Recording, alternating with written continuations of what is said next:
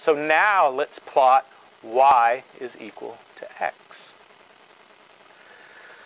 So if x is equal to 1, then y is equal to 1. And we would plot that on this graph just like this. The yellow spot indicates where x is equal to 1, y is equal to 1. Now let's repeat the process. Let's say that x is equal to 2. Well, if x is equal to 2, then y is equal to 2. And that would plot on our graph just like this. If x is equal to negative 7, then y is equal to negative 7. And we can plot that on the graph just like this.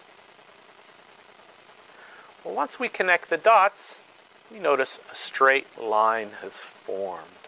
This is why we call them linear equations. And so this plot, this line, we can call that y is equal to x.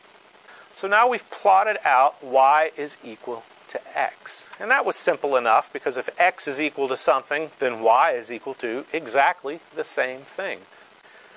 So now let's plot 2 times x. And this will be the same thing as plotting y equals 2 times x plus 0.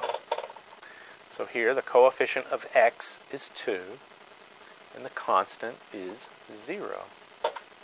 So let's plot y equals 2x.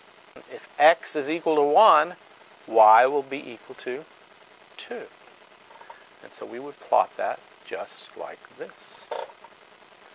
If x is equal to 2, then y is equal to 4. And we would plot that just like this. And we can connect the dots. So this is our plot of y equals 2x. So this is the plot of y equals 2x, which is the same thing as y equals 2x plus 0. And remember, this was the plot of y equals 1x, or y equals x. So notice the slope of these two lines is different because the coefficient of x is different. So this would be the plot of y equals 3x.